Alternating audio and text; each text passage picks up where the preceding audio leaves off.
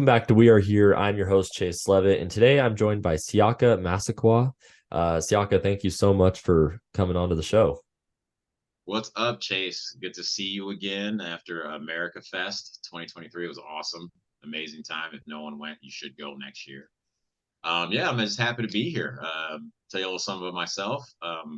Actor in Hollywood, then became MAGA in 2016 and did the rallies, voted for him twice, ran for office, became the vice chair of LA County, do still do acting, so I do comedy for things like the Babylon Bee. I was just recently in Lady Ballers with Daily Wire. But I'm also, I guess, one of those crazy extreme J6ers because in 21 of the summer of 21, I was raided, and just recently, I'm coming back from the premiere of Lady Ballers in Tennessee. After 2 years of no arrests, no convict, or no charges, the FBI arrested me at the airport coming back from there on November 30th of this year for four misdemeanors. Wow. So it's been kind of a different ride from where I started, where I came, where I am now. I wasn't always conservative. I grew up very liberal, and the town I grew up is so liberal, Evanston, Illinois, that now the high schools, I'm 43, now the high schools are offering segregated classrooms. Wow. So this journey has definitely been, God leading me down this path and bring me over here. I'm married for a year now, about to have our first baby. And yeah, we're still in this fight and getting Yeah. ready to fight this court case as well as continue to fight for the election of conservatives and Republicans here in California. Right. Thank you. And congratulations on your baby. That's awesome. I'm sure Thank you, that's brother. exciting. Oh, Um, I'm so hyped up. I'm so hyped up. I've always wanted to be a dad. I've been a yeah, godfather and an uncle forever. Now it's like it's that's time awesome. to jump in. Congratulations. Um, Thank you. so I kind of want to start. So, you said you were an actor in Hollywood. Hollywood, we know, super liberal, the Yeah. atmosphere there. So, and you said you weren't always a conservative. Were you a conservative when you were acting, or if you weren't, how was it being a conservative in Hollywood? So it was really eye opening to how fearful this industry truly is. Really eye opening because there's a lot of conservatives and Republicans in Hollywood in important positions, casting directors, producers, but they're quiet because they believe they'll never work. And it Yeah. wasn't until 2016, which also coupled up with my sobriety. I got sober on March 15th, 2016. So then you know, when you're in program, what they teach you doesn't really jive with progressive or democratic policies, where it's the world's your fault. The world's at fault. If you just change that, everything you'll be happy in your heart. Where program teaches you figure out what you've done and clean up your own side of the street, which are biblical principles. And so that got me, that was the same time I voted for Trump, was in the program, and it shifted everything. So as I was in a sense growing into my faith and my conservatism, if you will, through those first 4 years of his presidency. So I actually slowly watched individuals kind of go degenerate because of their TDS, right? The Trump derangement Yeah. syndrome. I mean, I'm working with people at this point who people watch on TV today, and some of them are like, "Well, you can't see, you can't talk about it, or will never work again." And the others are like, "Anyone who's this, I can always punch a Nazi in the face," and you're like, "What is that? What are you talking?" Yeah. So it was a kind of thing where watching people again, it's such a fear-based space. Watching people who have power, who are literally the stars of their own show, or ran cultural shows for 15 years, say, "Well, I can't say nothing, I'll never work again." Yeah. It was really disheartening to see the level of cowardice that's actually here in Hollywood. And when things really hit the fan in 2020 that summer, I I made a decision to be more vocal because first I had a online presence that was it was cheap in the Americano, so it wasn't people could look up Siaka and see Siaka. They could look Yeah. up the platform name, and that August in the summer of love, that was going on, as they say, summer of death, really. Hmm. They had Chicago, where I'm from, the area I'm from, they had 220 deaths. 173 of them are all black people, and you never heard word one from BLM. And at the same time, major stars here in Hollywood had started a bail fund for these individuals to get back out. So I said, wait a second. I'm going to be quiet and afraid of working again while these people are funding chaos. I just, I was done. I had to go, look, whatever happens, happens. Um, I just, my mom was living around the corner from, it was at an apartment in the South Side where a 6-month-old was shot midday in a stroller right around the corner from her house. And Yeah. she's 74 at the time. So you're like, dude, that's my mom at risk there. That you guys, John Legend and Justin and all these different people who are putting a fund together to bail these people back out to cause more chaos that were killing 75%, at least in Chicago, were black. It was like, wait a second. I'm worried about these people. Yeah. Nah, man. I just couldn't do it anymore. No, that it's so crazy with I mean just like watching from the outside what was going on. I mean, I'm here in Utah. It wasn't terrible with the BLM stuff. Obviously Salt Lake had Or the some, shutdown, right? but the shutdown, right. But that it's just so crazy. But I mean, thank you for standing up because that takes a lot being in that industry and then finally saying, this is bigger than my job. Yeah. This is saving our country from this craziness. Well, well, I always like to say for me as 43, my high school years were the 90s. And I like to tell people the 90s worked.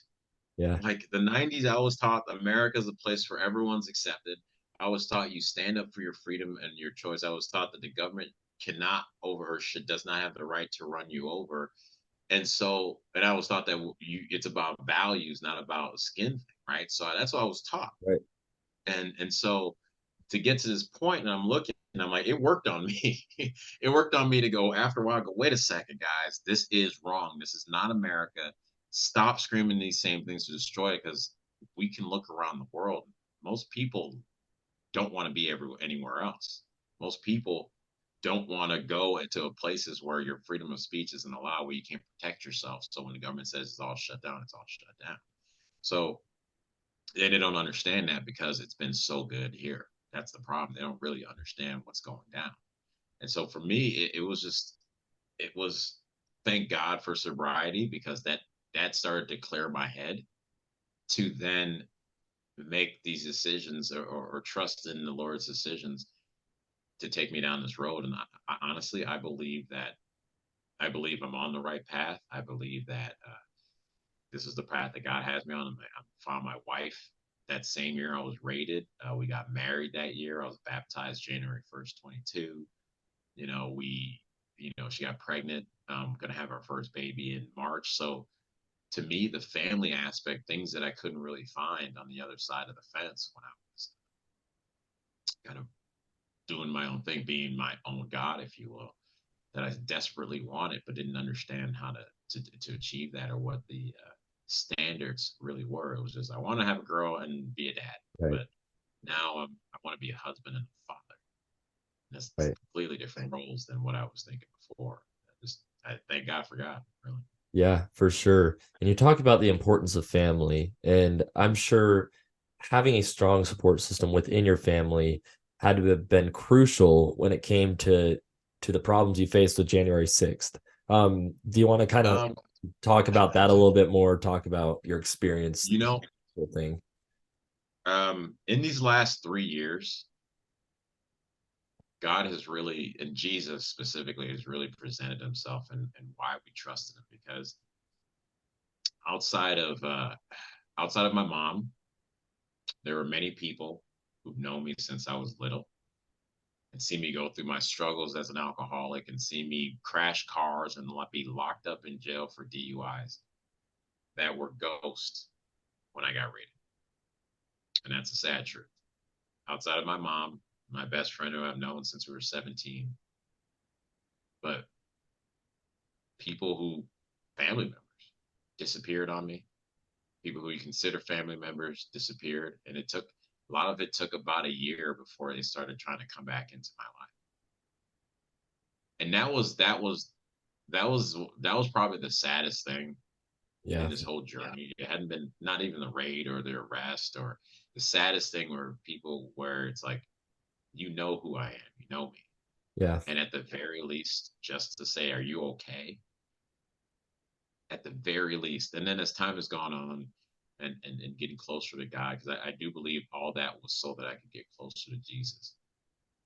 All that had me go, they're just really scared. The stuff has been working on that they will release. And that's to me is why to me is a sense of urgency that I want to get out there and say, and speak his message, just like what you're doing when you're trying to get people to see, look, you're not the only one that thinks and feels and wants to act in a certain way. Because courage is contagious, but in the society we've been living in now with, the word police and safe spaces, they're shrinking courage more and more. And it seems like it's more of an uphill battle just to stand up and go, no, a man's a man and a woman's a woman.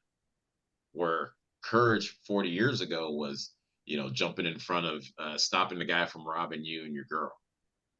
Right now, doesn't that barely exists because people don't know how to like stand in front. Men, especially, don't know how to stand in front. So I really do think, as sad it really was sad and it really was hurtful, it helped me find Jesus. And then within that, from that raid to that November when I saw a tanker.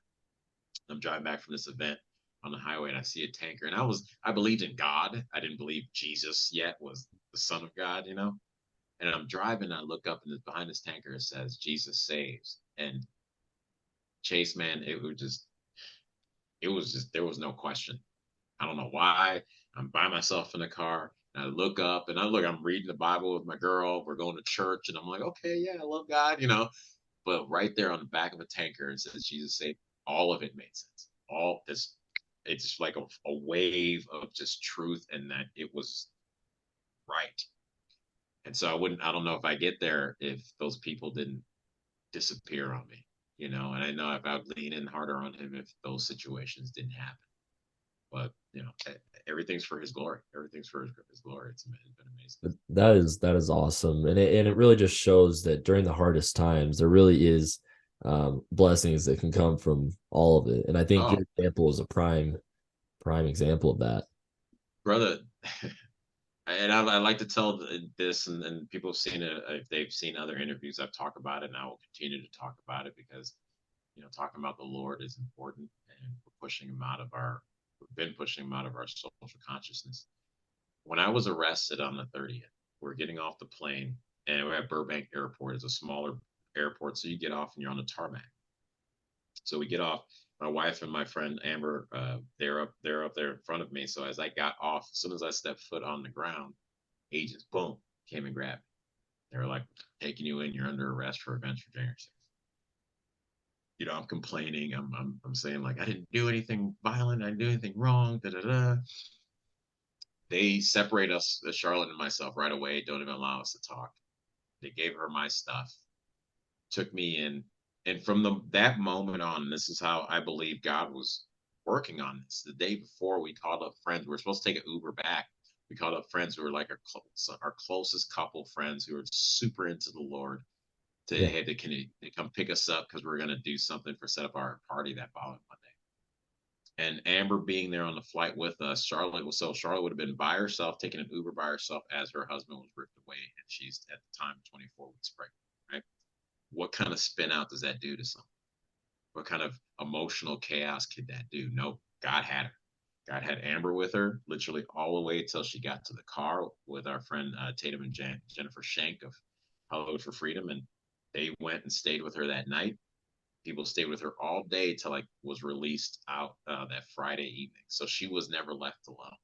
Literally, she was never alone already. But God was like, "I know who you are. We're gonna wrap this around you." In jail, I'm sitting in jail. I start talking to the agents about the Lord. And I joke. I go, "Hey, are you guys religious?" And the woman's like, "No, not really." And the guy's like, "Oh, I'm a Catholic." I was like, "Oh," so I go, "So, are you like other Catholics, or have you read the Bible?" And he's like, "Come on, man." And I go, "Well, have you read the Bible?" He goes, "No." I'm like, "Well, like, there you go." So I kind of gave him a little crap for that. And I had to I had to change into the orange jumpsuit to stay there that night. That night, I get into a cell. I'm by myself. I start doing a little workout to try to burn energy so I can pass out. I get on my knees then and I start doing the Lord's Prayer like 10 to 15 times. I'm doing it as loud as I can. The jailer actually closes the door that leads into the jail cells because she was like, all right. Then she comes back later and she's like, hey, um, do you want anything to read? I was like, well, if a Bible, if you have them. And so she's like, well, I don't know, but we'll go check. She goes, comes back, has the Bible. Grab the Bible that night, first night in jail. I'm reading. It was Second Kings where I was, and I actually pass out with the Bible in my.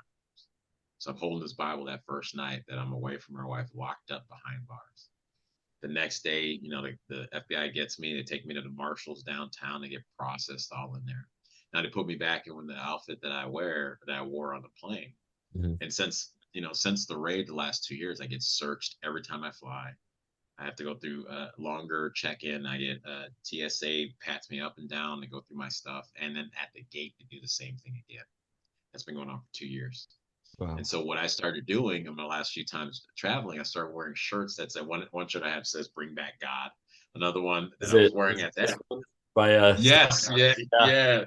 Shout out Stand Up Now Apparel. Go check it out. They have great stuff. Um, and on this shirt, what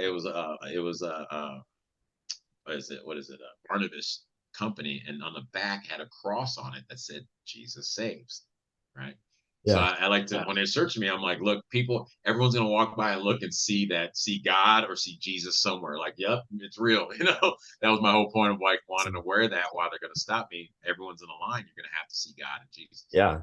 So they put me back in that sweater. Now I'm at the sheriff's or the marshal's, and this is now court date. Your court didn't start till 1. I got there at 8 a.m. It's just a long day. Um, so I'm in the jail cell. I pray while I'm in there by myself. They put me in a little room where I can talk to the county clerks, and then if I needed my lawyer there, I could talk to my lawyer. But my lawyers only knew that the court started at 1, didn't know we could do this conversation, or at least I didn't tell them that. So a public defender comes on, they had a little screen behind like a glass, the bulletproof glass to talk to Mhm. you. I'm like, no, I got a lawyer, but he doesn't know to come here at this time. He's like, well, we'll be there if you need it. So then I'm sitting in this little room. I knock on the door for the sheriffs or the marshals to come let me out. He's like, hey, we're busy. I'll be right back. Okay. So just kind of hanging out. 2 minutes later, my lawyer from Florida comes busting in, boom, with his bag. He's like, hey, we made it. I'm like, well, I'm sitting here, and mind you, at this point, when you're at the marshals, you're cuffed Yeah. from your wrist to your waist to your ankles. So I'm sitting here going, "Yay, man!" Like a seal. Um, and so then he's like, "We got a lawyer here in California because he practices in Florida, but we've been doing stuff. We actually sued the FBI for their raid in my Yeah. house. They dismissed the case at the federal level, the Ninth Circuit. Three liberal judges said, "Oh, you're supposed to take your complaint to the administrative branch," which is not true, but Mhm. they can do what they want here. And so he's sitting there. We got this. He leaves, and Chase, I fall on my knees, and I just put my hands to the sky and start singing that song "Gratitude" by Brandon Lake. Yeah.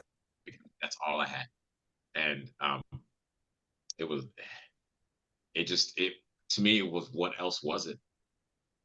What else was it? These things were working out. So we get out, and there's this guy. We're about to get ready to be taking over to the courthouse. There's this guy standing behind me. He's a big dude. Everyone else is dressed in their either uniform as a marshal or their police, their prison like jumpsuit. And so we're being transferred to the courthouse, and I'm still wearing what I'm wearing. And this guy, he's about 6'2", 6'3", big guy, white dude, tatted up from the neck all the way down. He looked like the leader of the white supremacist group in jail. Like if you wanted to cast anyone to be, Yeah. I hate everybody. You're like, this is what we'll cast him up. We'll shave his head, and then he'll be perfect acting, right? And this guy, I'm just like, you don't know what people are there for, but you're just like, look, I've been to jail before. You just kind of keep to yourself for the most part. So I'm walking. I'm actually leading the way. They have the marshals, and then I'm walking, and you have four guys behind me. He's the first one. We're going to the elevator. He goes, "Hey man, nice shirt," because he saw Jesus saves right there. Yeah.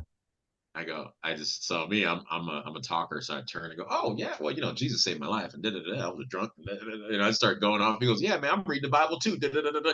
So the whole time from traveling from the Marshalls in the van, we start talking about God.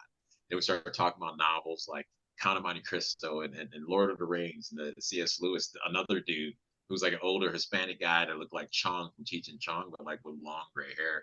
He starts chiming in, and the two other casts didn't really talk much, but they were just kind of like nodding and listening.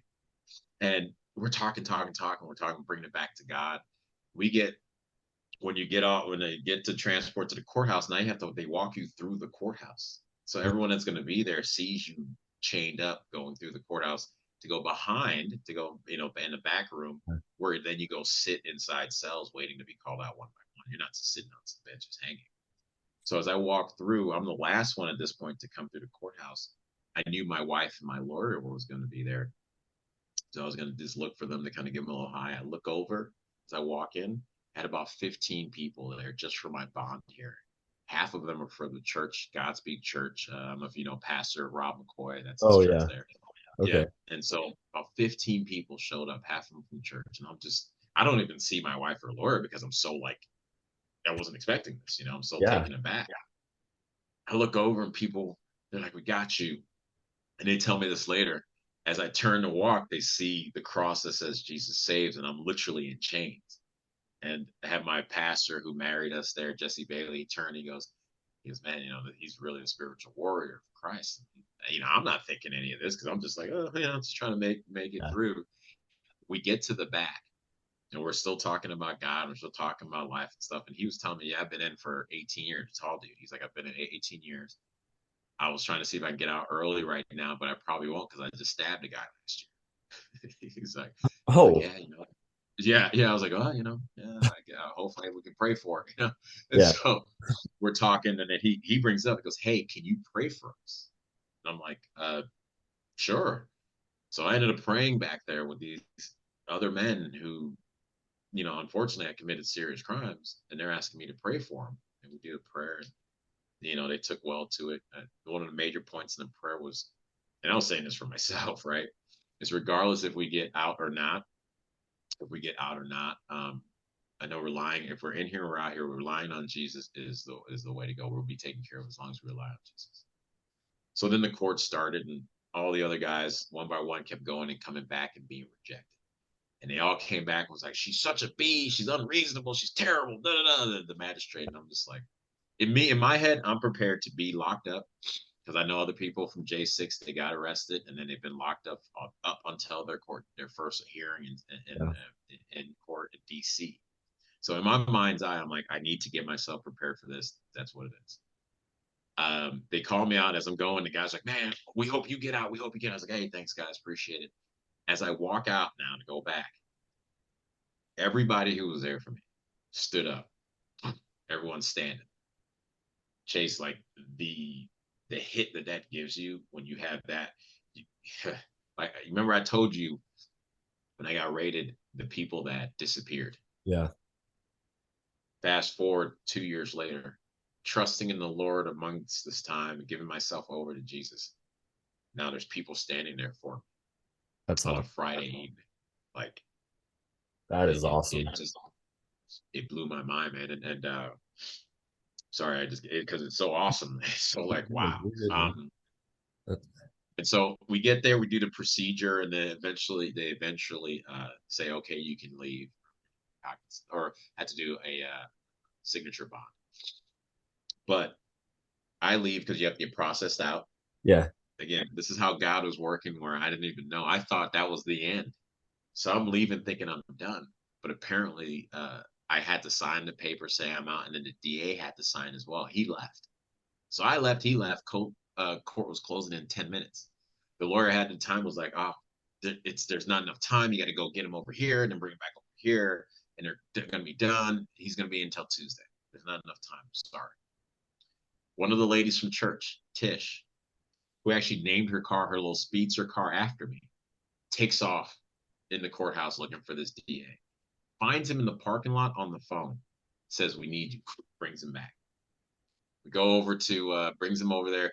The clerk's like, I gotta catch my train. People are like, we'll give you a ride home. And then they're like, okay, your lawyer can sign in his behalf, and then he's here. Mind you, I'm on the transport leaving, going, I'm done. Everything's cool. I can't wait. Thank you, Jesus. Thank you, Jesus. Like all this stuff. Even one of the guys who didn't say a word the entire time when I was leaving, he goes, "Hey man, congrats on your baby." I was like, "Wow, thanks, brother." Like he didn't say anything the entire time. I leave. I didn't know this was happening. This was like in the Lord's hand was everywhere. I leave. We get processed out, coming out the elevator, finally on the first floor to leave. And my wife's sitting there and she's standing there in the hallway next to my lawyer. First, give her love to thank my lawyer. I walk outside, and then everyone who was there started coming in from all angles.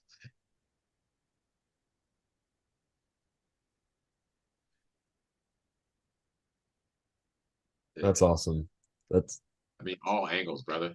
Like it wasn't just everyone came. It was like, yeah, and it's like the only thing I was missing was Jesus going, "Hey," but yeah, that's what all that was, since then, of course, we were fighting. I had my hearing in D.C. Pled not guilty. We were doing selective prosecution, which I don't know what else this is when you consider they've been tracking me for 2 years. They have my stuff still for 2 years. I've been harassed at the airport for 2 years, and yet you only come back with 4 misdemeanors, which include knowingly trespassing, which I didn't knowingly do because I wouldn't have done it, yeah. and at the same time, disorderly conduct in the Capitol, disorderly conduct on private or restricted area, and parading. And everyone can see if you go to my Twitter underscore Siaka Massaquoi, you can see what I did. And you can see I was in the Capitol for less than 71 seconds and took less than 5 steps before told to leave, which I not only complied, but I relayed the orders to everyone who was behind me to get out. So that's what they did a raid on my house for, tracked me for 2 years and kept my stuff, and then decided to arrest me in a big fashion on the tarmac, which all those agents got bonuses for. So all these things we're seeing happening here, these people are getting paid extra money to do this to America. And that's I mean, I don't even know what to say. Thank you for sharing that experience. It's terrible what happened to you and the countless others of J6 defendants who really didn't do anything. Yes, there were people who were violent. Yeah, there were some people who did some stuff that probably deserve some punishment, but most of the people that are being locked up and being denied due process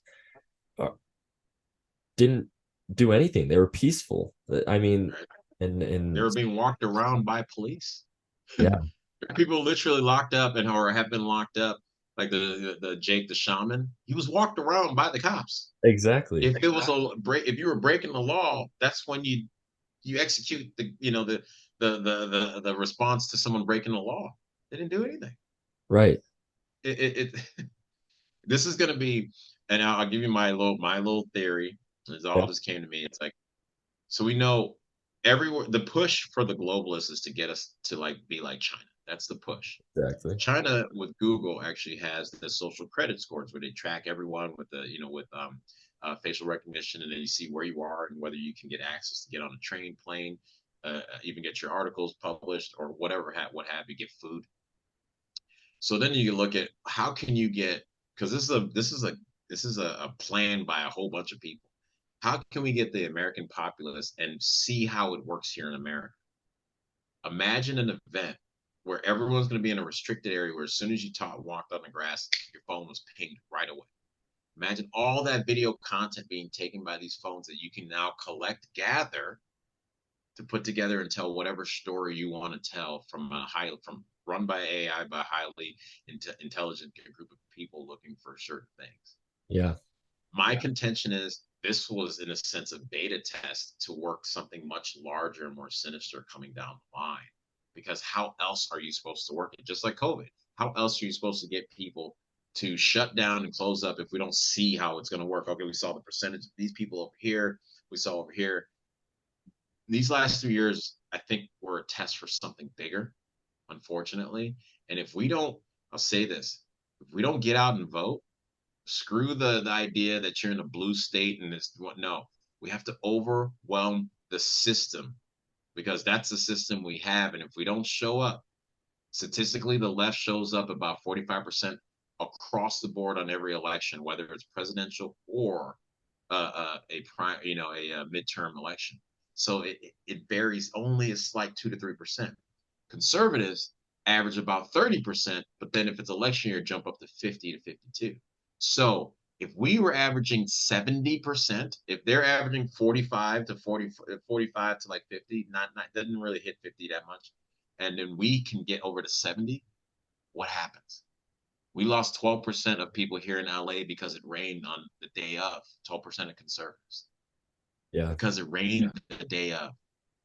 The system may be crazy or whatever, but if we don't come out in full force, everyone show up at the ballot box, show up early. If you don't want to mail it in, fine. Nowadays, it's voting week or month for a lot of people. Yeah. There's no excuse to be in those long lines waiting for hours on the day of because you emotionally feel like that's the right thing. I get it. But 2 days earlier could have been less people. Spread it out. Instead of everyone going to the same place, go to the junior high or go to the post office, whatever it is. Spread it out, but go. Do not wait till the last day because that's I feel like we sometimes are not strategic. If you're going up against an enemy and they know where you're all gonna be in order to try to stop them, does that make it easier or harder for them to stop and get in the way of you? The machines are down, the lines are too long, we're closing now. Oops, sorry. The left mails in day after they get it. They go in early. So their numbers are there for them to even if it is partly is a cheat, okay, but they're there. And Hmm. now you're making it harder for just to get your vote out. Vote early if you can, but get the people out. This is it right here, guys. It's either going to be the ballot or the bullet, and this is our last chance. I believe that it's just the ballot, and this is what I want. I don't want to go over to the other side because that's too much death and destruction. And the party of death, that's what they want. So come out now, so you don't have to look back at your kids and say, "I wish I came out in the future." To all you people who are listening, that I couldn't have said that any better. It's so important that we get out and vote. I mean, this year is crucial for the future of our country. We see what the left and the establishment is doing. They don't care about you and I. They care about themselves, their power, their money, whatever it is that helps them. But Siaka, I just want to thank you for sharing your story. It's absolutely crazy what you went through, and Yeah. I don't even have words for it because it's just so ridiculous. But thank you for sharing that, and congratulations on your baby again. And thank you so much for coming on and talking with me. Of course. And Chase, thank you for having me. If people want to follow the journey we're on and everything we're going through, you can go to my website at siakamassaquoi.us. So that's Siaka, Siaka, Massaquoi, Massaquoi.us. Stories there. You can check out some of the funny sketches that I've been a part of. And if you feel inclined to support our legal defense fund, it's on there as That's awesome. Yeah, people go out and go to the website, help him out any way you can because he's a true patriot, Siaka. Thank you for all you did, and you well. Thank keep you. doing. It's truly inspiring. Um, and so yeah, thank you so much. Of course, Chase. You keep doing you because these young people need to see men like you standing in the gap right now. They need to see those young people, even people like me, need to see the young people standing up. So you're doing something very, very important. Thank Thank you. you. Yeah, thank you so much. All right, brother. We'll see you.